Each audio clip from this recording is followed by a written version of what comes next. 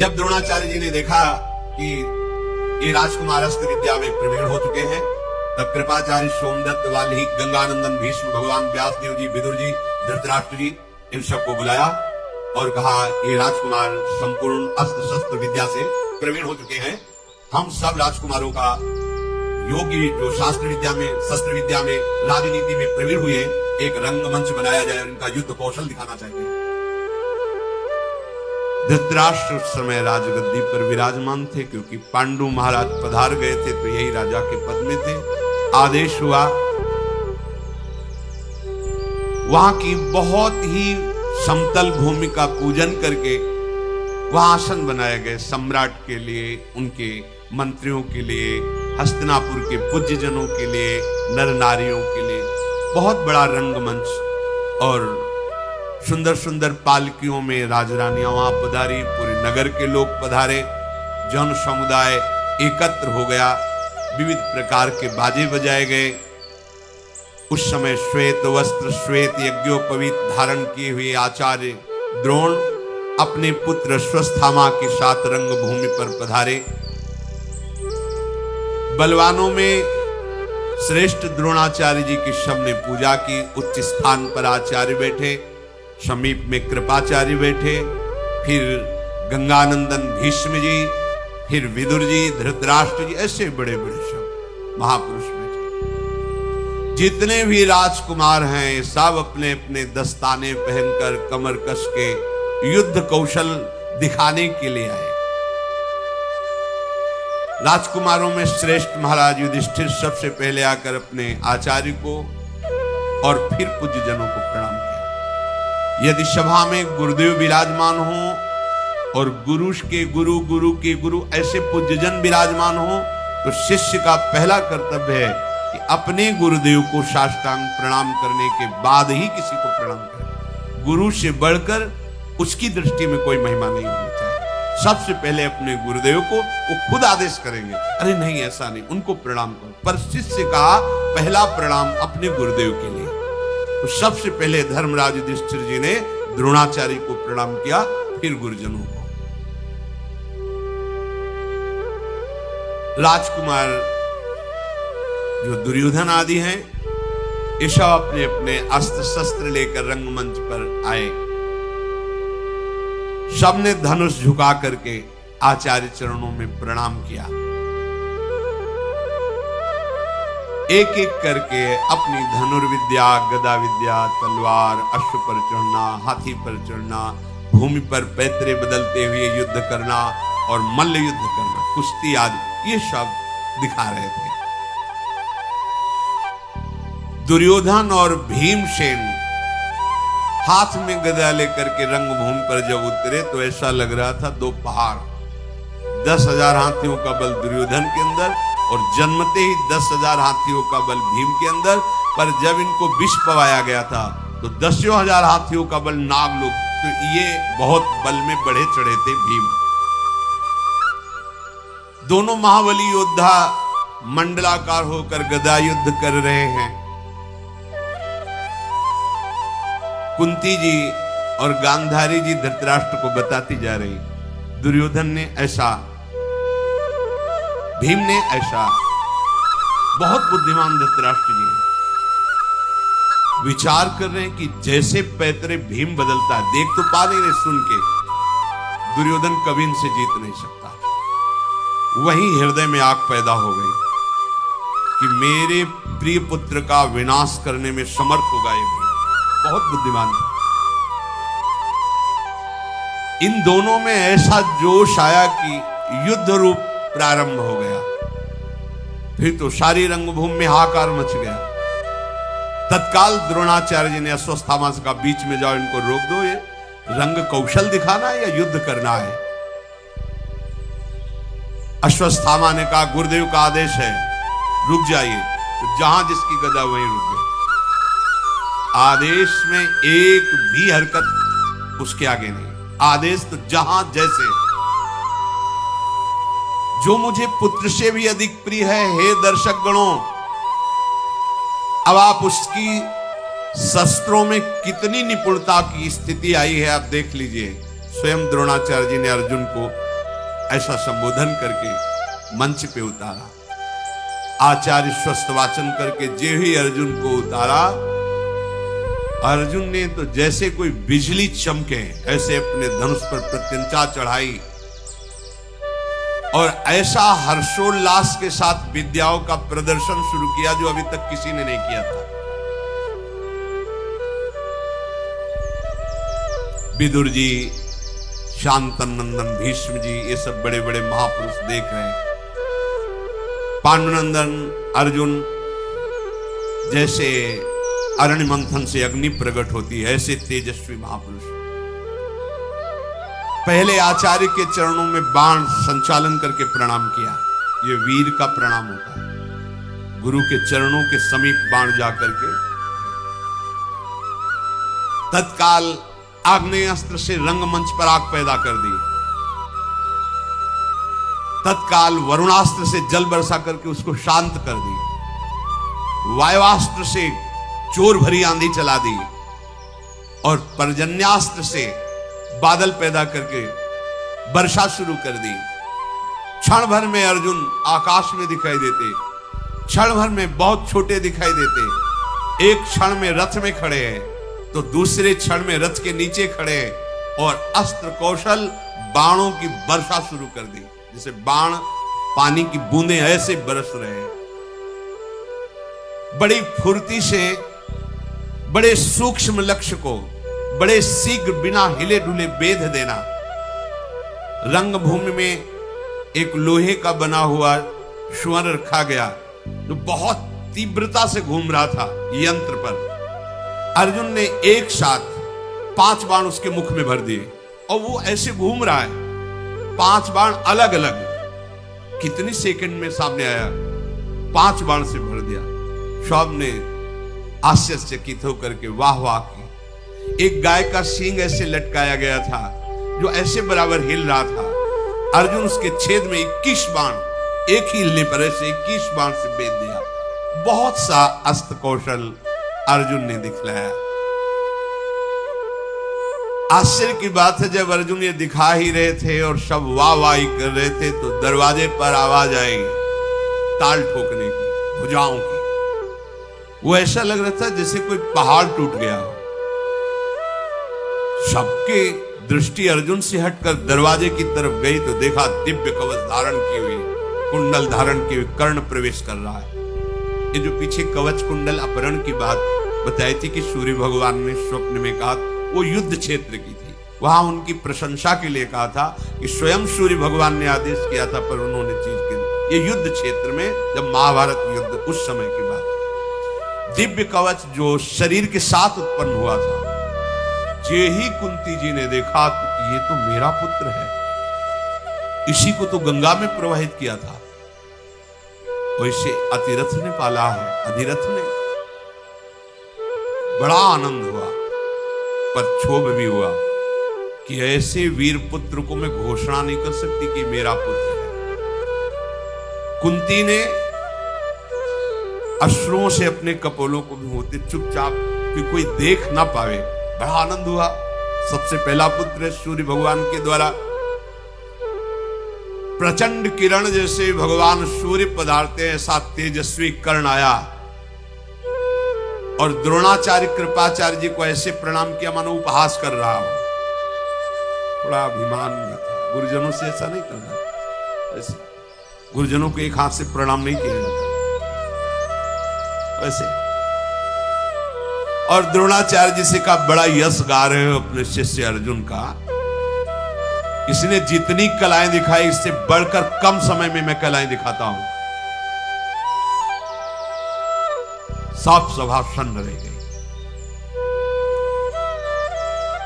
तुरंत बहुत से वीरों के साथ दुर्योधन खड़ा हुआ। अवश्य अवश्य स्वागत है वीर तुम्हारा, क्योंकि तो चाह ही रहा था कि अर्जुन की समानता करने वाला कोई नहीं, कम से कम ये वीर तो बोल तो रहा है पर आज दिखाई भी देगा कि कितना वीर है। महाबली द्रोणाचार्य जी ने कर्ण को आदेश दे दिया, तू अच्छा दिखा कला कौशल, बातचीत से ही नहीं होता। आश्चर्य की बात, कर्ण ने जितने अर्जुन ने कलाएं दिखाई थी दिव्यास्त्रों की सब दिखा दी, और कम समय में, अर्जुन से कम समय में। बड़े भाई हैं, पता नहीं है ना किसी को। और द्रोणाचार्य जी से कहा, आदेश कीजिए इस अर्जुन को, इसी रंगमंच पर मैं द्वंद्व युद्ध से ललकार कर इसके प्राणों का हरण करना चाहता हूं, मुझे ईर्ष्या है इससे।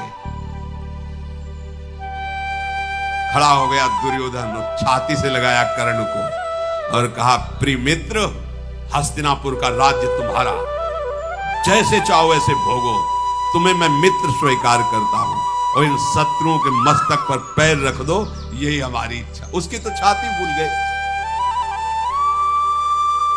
कुंती जी के हृदय में बड़ा क्षोभ हुआ कि दोनों मेरे लाडले, मैं कैसे बता पाऊं कि कर्ण भी मेरा पुत्र है।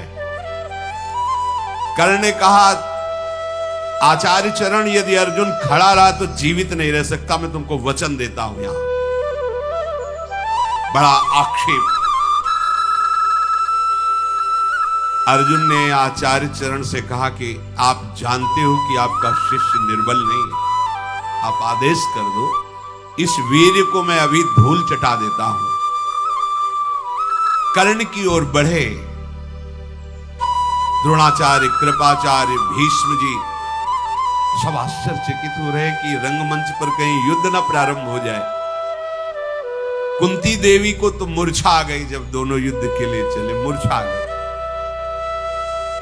दासियों ने चंदन मिश्रित जल से उन्हें होश मिलाया, पर वो कोई जान नहीं पाया कि मूर्छा क्यों आई इनको। दोनों वीर आमने सामने खड़े हैं। कृपाचार्य जी खड़े हुए और कहा, सावधान कर्ण, ये कुंती नंदन महाराज पांडु के पुत्र देवराज इंद्र से प्रकट हुए हैं। मैं परिचय देता हूं, यह हस्तिनापुर चक्रवर्ती सम्राट के पुत्र। तू अपना परिचय दे, किस चक्रवर्ती सम्राट का राजा है, किसका पुत्र है, कौन राजा है, कहां से आया है, तेरे मां और पिता का क्या परिचय है, क्या तू पांडुनंदन अर्जुन के सामने खड़ा होने का अधिकार रखता है। कृपाचार्य जी ने कर्ण भगवान सूर्य की तरफ ऐसे देखा, महाराज आप जानते हो और मैं भी जानता हूं कि मैं कौन हूं, और कैसे इनको परिचय दूं। ग्रीवा झुकार कर खड़ा हो गया, उत्तर नहीं। कृपाचार्य के कहने पर कर्ण की आंखों में रोष है और लज्जा से सर झुकाकर खड़ा हो गया, जैसे कमल मुरझाया हुआ हो।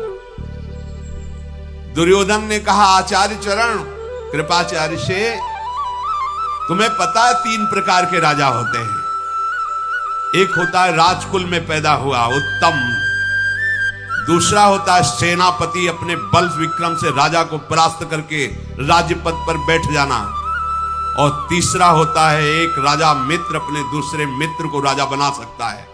मैं इसे राजा घोषित करता हूं, अंगराज कर्ण, मैं अभी तिलक करता हूं।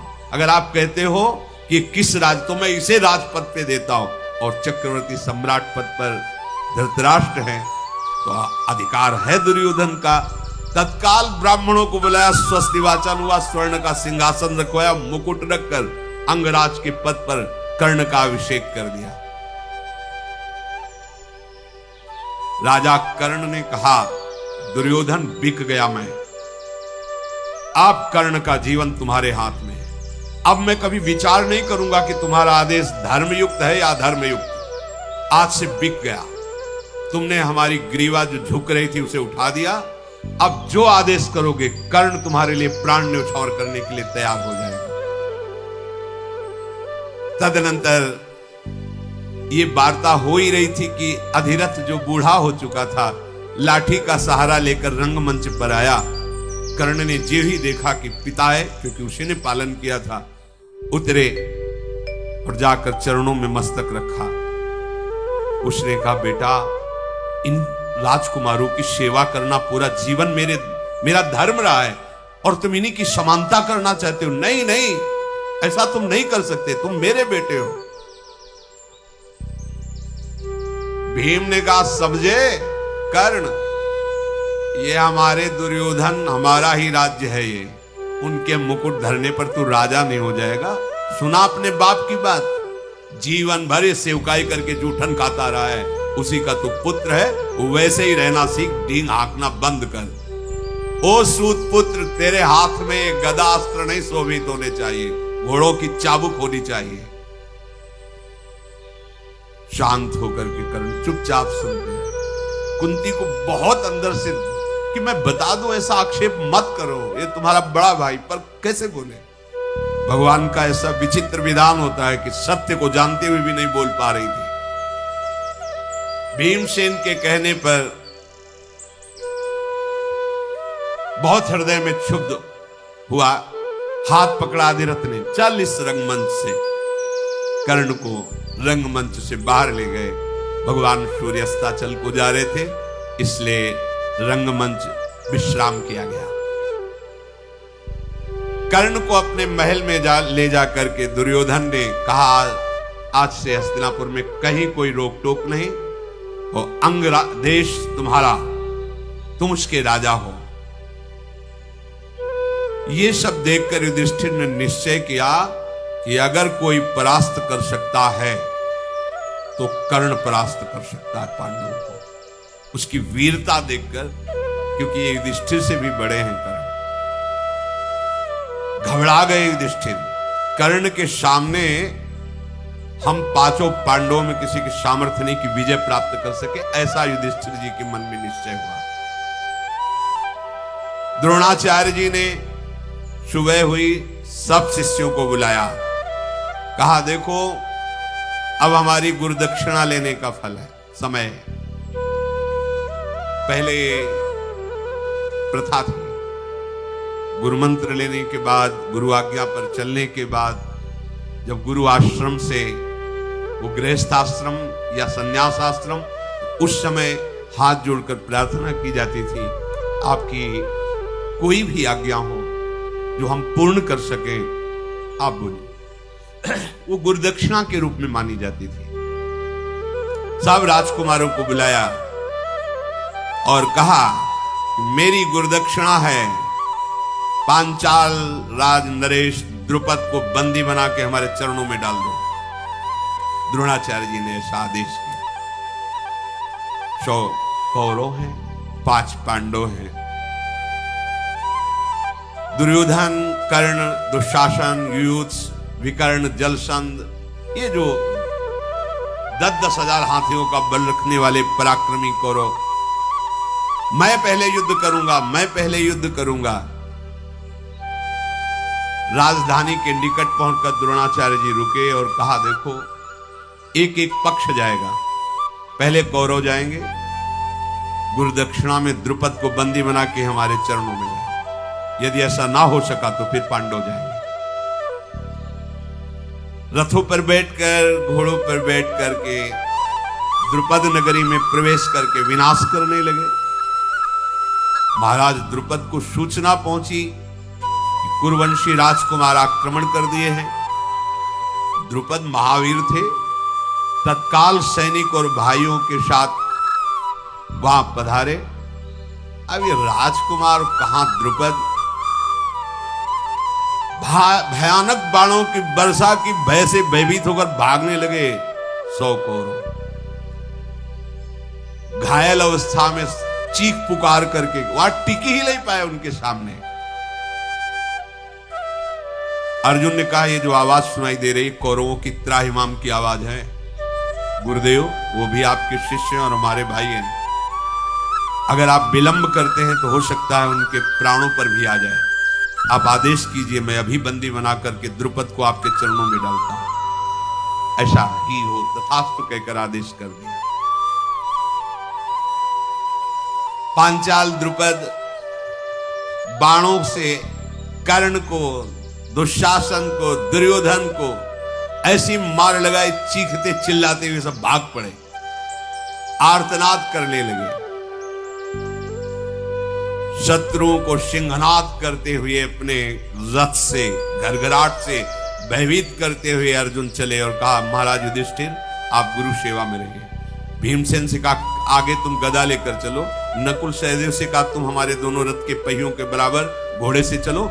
अकेले मैं जीतूंगा, किसी सैनिक की या किसी अन्य की आवश्यकता नहीं। महाराज द्रुपद की सेना को जैसे कोई मतवाला हाथी वन उजाड़ती हुई चलता है, भीम अपनी गदा से रास्ता साफ कर, कोई सामने टिकता नहीं। ग्वाला वन में डंडे से जैसे पशुओं को हाँकता है, भीमसेन ने सारी सेना अकेले खदेड़ दी द्रुपद की। द्रोणाचार्य का प्री कार्य करने के लिए अर्जुन ऐसे बाणों की वर्षा कर रहे थे कि द्रुपद पक्ष को यह दिखाई ही नहीं दे रहा था कि चला कौन रहा है बाण। अंधेरा छा गया बाणों से। अर्जुन ने बड़ी फुर्ती से बाण संधान करके महाराज पांचाल नरेश द्रुपद के सारथी को मार डाला, ध्वजा काट दी, उनके धनुष की प्रतिंचा काट दी और कूद पड़े तलवार लेकर। और जैसे एक सिंह दूसरे सिंह को दबोच लेता है, ऐसे द्रुपद को पकड़ करके गर्दन नीची करके और अपने रथ पे डाल लिया और भीमसेन से कहा बस वापस चलो। अर्जुन को आते देख करके द्रोणाचार्य जी खड़े हो गए। द्रोणाचार्य के सामने जाके पटक दिया द्रुपद को चरणों में। द्रोणाचार्य जी खड़े थे, कहा हां भाई द्रुपद, वचन याद करो, राजा का मित्र राजा होता है, भिखारी नहीं होता। आज मैं राजा हूं और तू भिखारी, बोल मित्रता स्वीकार करता है कि नहीं? अब जब राजा ही चरणों में पड़ा हुआ है तो फिर द्रुपद के हृदय में भयंकर आग, अब राष्ट्र को रौंद दिया अकेले भीम ने। द्रोणाचार्य जी हंसे, बोले हम दयालु ब्राह्मण हैं, मारेंगे नहीं तुम्हें, क्षमा करते हैं, पर अब पूछते हैं हमसे दोस्ती करोगे? जैसे सभा में गए थे तो कहा था भिखारी तेरी मेरी क्या मित्रता, अब बोलो मेरे से मित्रता करोगे? तुम कुछ नहीं हो इस समय में, तुम्हारे प्राण भी हमारे अधीन है। हाथ जोड़ करके द्रुपद ने कहा मुझे पता नहीं था कि ब्रह्म बल सबसे श्रेष्ठ होता है। अब मैं आपके चरणों में पड़ा हूं, चाहे जीवन दान दो या आप मार दो, पर आप जैसे पराक्रमी महात्मा के पराक्रम को मैं ऐसा नहीं जानता था। द्रुपद ने कहा, और उनका द्रुपद तुम आज भी मित्र हो, सम्मान के साथ जाओ, पर आधा राज्य हमारा और आधा तुम्हारा। पांचाल नरेश का आधा राज्य द्रुपद को दिया और आधा द्रोणाचार्य जी ने लिया। द्रुपद को छोड़ तो दिया, पर द्रुपद ने कहा क्षत्रिय बल से तो तुम्हारा नाश नहीं कर पाए हम और न कर पाएंगे, अब मैं ऐसे ब्राह्मण को ढूंढूंगा जो तुम्हारा नाश कर दे, क्योंकि मैं सहने ये ईर्ष्या द्वेष जय पराजय ये बिना भगवान के भजन के शांत नहीं होती। अब जब ये बात नगर को पता चली कि द्रुपद को बंदी बनाकर द्रोणाचार्य के चरणों में डाल दिया गया, तो पूरी प्रजा महाराज युधिष्ठिर पर टूट पड़ी। हमारे जैसे पांडु राजा थे वैसे ही महाराज युधिष्ठिर हैं। अब धृतराष्ट्र नहीं, महाराज युधिष्ठिर राजा होने चाहिए। गली गलियों में लाखों लोग एकत्रित होकर धृतराष्ट्र के पास सूचना पहुंची कि महाराज आपका सिंहासन खतरे में है। महाराज युधिष्ठिर के लिए पूरी प्रजा तैयार है। भीष्म जी, विदुर जी ये सब एकत्रित हुए। प्रजा जब चाह रही तो फिर क्या होगा? वह ऐसा नहीं होना चाहिए। धृतराष्ट्र जी को राजगद्दी से नहीं। धृतराष्ट्र जी ने घोषणा कर दी युवराज पद पर महाराज युधिष्ठिर को विराजमान। युवराज पद पर विराजमान करने से कम राज सिंहासन तो बच जाएगा। विदुर जी की सलाह से, भीष्म जी की सलाह से प्रजा को आनंद हुआ। हाँ ठीक है, युवराज के बाद राजा तो यही होंगे ना। बड़ी शास्त्रीय पद्धति से महाराज युधिष्ठिर को युवराज पद पर विराजमान किया गया। इसी बीच में भीमसेन ने भगवान बलराम जी से गदा युद्ध सीखा और दुर्योधन ने भी। कपटी आदमी चाहे रिश्तेदार हो चाहे नातेदार हो, कभी उसको अपने समीप ज्यादा नहीं रखना चाहिए, नहीं विनाशी होता है। जब से पांडव पधारे थे तब से शकुनी आके यहीं रहने लगा था। गांधारी जी का भाई है और बहुत ही कपट माया जाल में प्रवीण है। इसने कहा भांजे यदि युधिष्ठिर युवराज तो निश्चित राजा, क्योंकि महाराज पांडु राजा थे। पांडु के पधारने पर धृतराष्ट्र हुए, आंख है नहीं। युवराज ये तो राजा, वो फिर उन्हीं का पुत्र राजा, मतलब सदैव तुम दास ही रहोगे, कभी राजा पद नहीं। मारो, पांचों को मारो।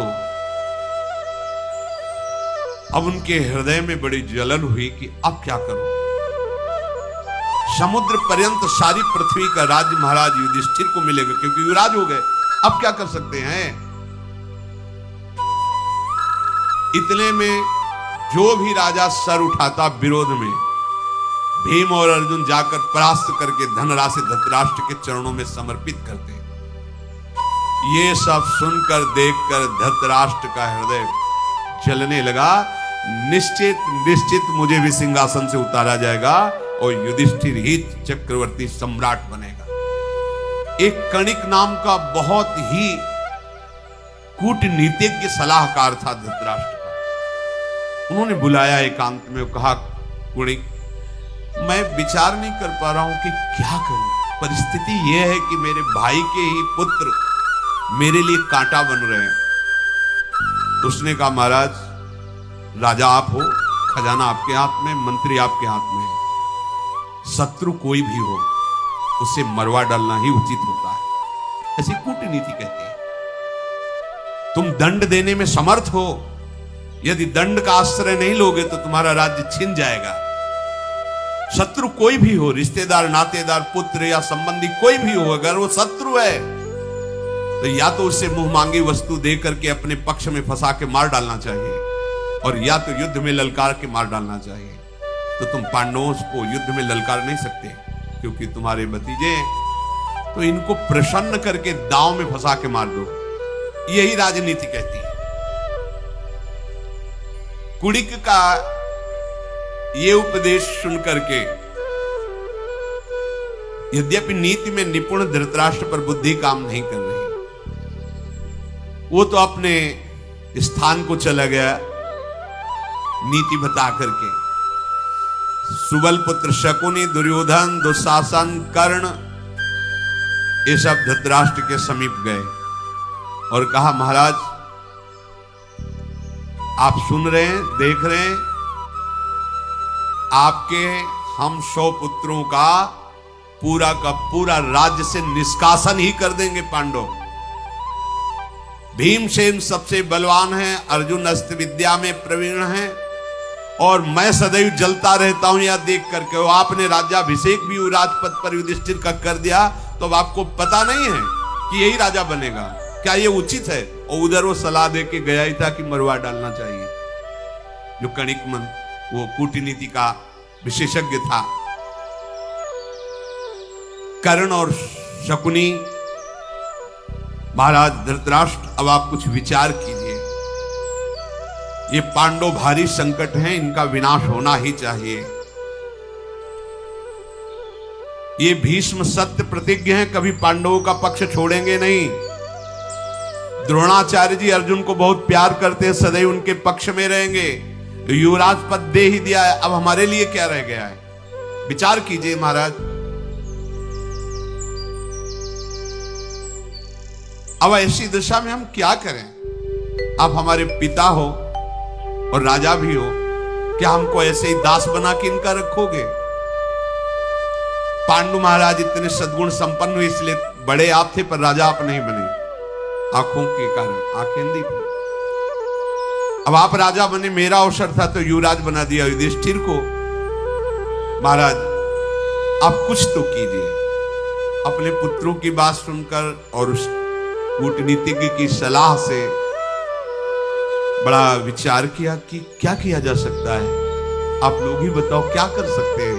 धृतराष्ट्र जी ने ऐसा पूछा तो उनका, महाराज हमने विचार किया है, एक बार हस्तिनापुर से हटाओ, वारणावत है, ये बात फैलाई जाए कि वारणा बहुत सुंदर है, हम वहां बहुत बड़ा मेला लगा रहे हैं, पांडवों को कुंती के साथ जाकर वहां कुछ दिन रहना चाहिए, दर्शनी नगर है, दर्शन करना चाहिए, मेले में जाना चाहिए, एक बार आप हस्तिनापुर से हटाओ।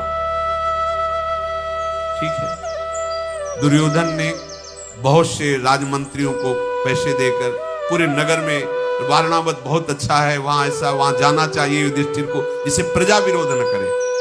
प्रजा में हो गया, अच्छा हम लोग भी जाएंगे देखने के लिए। धृतराष्ट्र ने बुलाया पांडवों को और कहा, बेटा जीवन भर पांडव ने हमारे साथ सद्व्यवहार किया है और तुम भी वैसे ही हमसे प्रेम करते हो।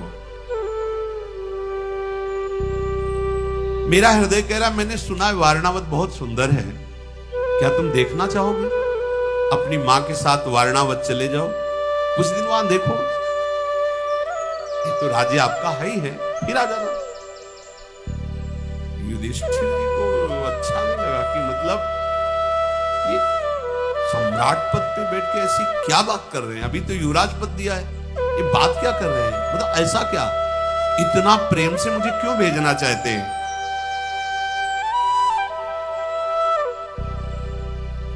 निश्चिंत होकर तुम जाओ, क्या सोच रहे हो युधिष्ठिर, बिल्कुल मंगल है। अरे जिसके साथ भीष्म है, द्रोण है, उसे कहीं परेशानी हो सकती है, और हमने पहले से व्यवस्था कर दी है।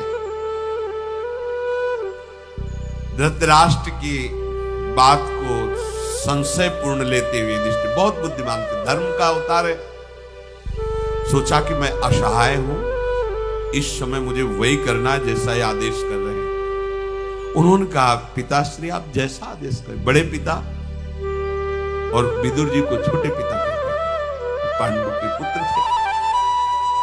युधिष्ठिर ने शांतनंदन भीष्म, विदुर जी, द्रोणवाल्ही, सोमदत्त, कृपाचार्य, इन सब ब्राह्मणों को प्रणाम किया और कहा, आदेश मिला है मुझे वारणावत जाने का। धृतराष्ट्र जी के आदेश को कोई काट नहीं सकता, पर सब चिंतित हो गए, अचानक ये आदेश कैसा? पांडुनंदन युधिष्ठिर, भगवान तुम्हारी सदैव रक्षा करें, ऐसा बुजुर्गों ने सबने आशीर्वाद दिया। वारणावत जाने की आज्ञा दे दी। दुर्योधन बड़ा प्रसन्न हुआ। उसका एक प्रधान निजी मंत्री था जिसका नाम पुरोचन था। पुरोचन को बुलाया और कहा, पुरोचन, ये धन धान संपन्न संपूर्ण पृथ्वी जैसी हमारी वैसी तुम्हारी, तुम्हें एक कार्य करना है, तुरंत तुम वारणावत पहुंचो और एक महल का निर्माण करो। अब वहां चक्रवर्ती सम्राट धन की तो कोई कमी नहीं है, ऐसा भवन निर्माण करो जिसमें चारों ओर बहुत सुंदर कमरे, बहुत सुंदर शैया भवन, ऊपर से रत्न लगे हों और अंदर में घी, तेल, चर्बी, लाह, ये सब मिलाकर मोटी मोटी दीवारें बनी, ऊपर से रत्न और नीचे अंदर सब ये पेट्रोलियम, जिसमें आग लगते ही पूरा का पूरा महल भस्म हो जाए।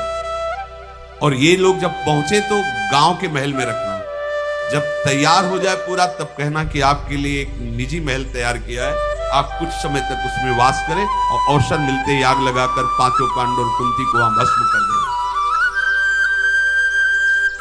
चारों तरफ पूरे महल में सन, तेल, घी, लाह, चर्बी, लकड़ी ऐसे लगाना कि कोई जान न पाए, ऊपर से रत्नों का लेप। बड़ी सावधानी से गुप्तचरों के द्वारा भी पता नहीं चलना चाहिए कि मेरे द्वारा ऐसे भवन का निर्माण किया जा रहा है। पांडवों को ऐसे विश्वास दिलाना जैसे तुम उनको बहुत प्यार कर रहे हो। जब पांडव जल जाएं तब तुम भी बाहर खड़े होकर के रोना कि हाय ये क्या हो गया, कैसे आग लग गई, क्या हो गया, ऐसे, और हमें सूचना देना। पुरोचन ने वैसा ही करने का ठाना जैसा दुर्योधन ने कहा था। शीघ्रगामी रथ पर आरूढ़ होकर वो वारणावत पहुंचा और गुप्त रूप से रात्रि में सब सामान मंगवाता और महल का निर्माण शुरू किया। पांडवजन हस्तिनापुर को प्रणाम करके दुखी होकर के चले तो उनको पहुंचाने के लिए द्रोणाचार्य, कृपाचार्य, विदुर जी और बड़े बूढ़े हस्तिनापुर के साथ कुछ दूर छोड़ने के लिए गए। धृतराष्ट्र यद्यपि ये नहीं जानते थे कि वहां आग लगाने का प्लान ये लोग कर रहे, वो केवल दूर भेजना चाहते थे। महाराज युधिष्ठिर विदुर जी की तरफ देख रहे थे। सभा साथ चल रही थी, पर बार बार विदुर जी की तरफ की कोई संकेत, कोई इशारा। भीष्म जी ने कहा, हम लोग ये नहीं चाहते थे कि आप हस्तिनापुर से वारणावत जाएं, पर महाराज का आदेश क्यों है ये मुझे पता नहीं, और उनके आदेश पर हम सिंहासन के अधीन, जो सिंहासन पे होगा उसका जो आदेश होगा हम उसी के पालन में दृढ़ रहेंगे, ऐसा हमने अपने पिता को वचन दिया है, महाराज शांतनु को। इसलिए हमारा कोई आदेश चलेगा नहीं, हम चाहते नहीं हैं, पर तुम्हें जाना पड़ेगा।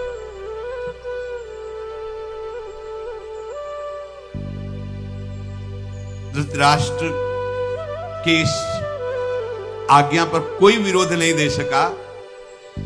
विदुर जी ने सोचा कि एकांत मिले तो कुछ बात करूं, पर एकांत का सब साथ है, तो भाषा बदल दी। वो भाषा केवल युधिष्ठिर को पता है, क्योंकि वो धर्मराज के अंश से है, म्लेच्छ भाषा। उन्होंने, विदुर जी ने म्लेच्छ भाषा में बोला, जिसका अर्थ है, युधिष्ठिर, तुम्हें पूरा रहस्य का ज्ञान होना चाहिए। ये हिंदी में, पर वो म्लेच्छ भाषा किसी को समझ में वहां नहीं आई। जो अनभिज्ञ पुरुष होता है, रहस्य को नहीं जानता, वो नष्ट हो जाता है। जो शत्रु की नीति शास्त्र का अनुसरण करने वाली बुद्धि को समझ नहीं लेता है, वो उसे समझ लेने पर कोई ऐसा उपाय कर सकता है, पर जो समझ नहीं लेता वो भस्म हो जाता है, नष्ट हो जाता है। एक ऐसा तीखा शस्त्र है युधिष्ठिर, जो लोहे का नहीं बना है, पर पूरे शरीर को भस्म कर देगा। जो उसे जानता है वो उस आघात से बचने का उपाय कर लेता है। अर्थात संकेत में बताया कि तुम्हारे शत्रुओं ने तुम्हारे लिए एक भवन का निर्माण किया है, जो चर्बी, तेल, घृत, लाख आदि से बना हुआ है, क्योंकि विदुर जी के भी गुप्तचर लगे रहते थे पांडवों की रक्षा के लिए। फिर कहा, युधिष्ठिर, घास फूस सूखे वृक्ष वाले जंगलों में वहां जलाने के लिए आग की व्यवस्था की जाती है, पर वहां के जो चतुर चूहे होते हैं वो बिल का निर्माण करके अंदर से अपने आप को उस आग से बचा लेते हैं। समझदार व्यक्ति को इसमें समझ लेना चाहिए। अर्थात उस महल में पूरा आग ही आग प्रज्वलित करने वाले पदार्थ लगे हैं। यदि वहां एक सुरंग तैयार कर ली जाए और तुम वहां से निकल जाओ तो बच सकते हो। युधिष्ठिर, जिसके आंखें नहीं होती वो मार्ग नहीं देख पाता, अंधे को दिशाओं का ज्ञान नहीं होता, जो धैर्य खो देता है वो शत्रु पर विजय प्राप्त नहीं कर पाता। मेरी बात को तुम समझ रहे हो ना? अर्थात तुम्हें पहले से ही सुरंग जहां से खुदी, जहां से निकलना, वहां से दिशाओं का ज्ञान होना चाहिए। तुम किस दिशा को, किस जंगल को जा रहे हो, ये ज्ञान होना चाहिए, और तुम्हें घबराना नहीं चाहिए। यदि धैर्य खो दोगे तो तुम शत्रु पर विजय नहीं प्राप्त कर पाओगे। और युधिष्ठिर, मनुष्य घूम फिरकर रास्ते का पता लगा लेता है, नक्षत्रों से दिशाओं का पता लगता है, पांचों इंद्रियों को एक साथ रखता है, तो शत्रु कभी पीड़ा नहीं पहुंचा पाते। अर्थात तुम पहले ही दिशा का चयन कर लो, और कितना समय है, कौन सी दिशा है, ये नक्षत्रों से पता चलता है। और तुम पांचों भाई एक मत रहना, तो ये कौरव तुम्हारा कुछ नहीं बिगाड़ पाएंगे। म्लेच्छ भाषा में ऐसा उपदेश किया। युधिष्ठिर जी ने म्लेच्छ भाषा में उत्तर दिया, आपकी बात अक्षरशः समझ रहा हूं। विदुर जी ने दाहिने करके उनको आशीर्वाद दिया, जाओ। भीष्म जी भी और नगरवासी भी लौट आए। कुंती जी साथ में थी, उनका बेटा, मैं समझ नहीं पाई विदुर जी क्या बोले। तुमने कहा अच्छा मैं समझ गया, तो ये भाषा क्या थी? तो उनका ये गुप्त भाषा है।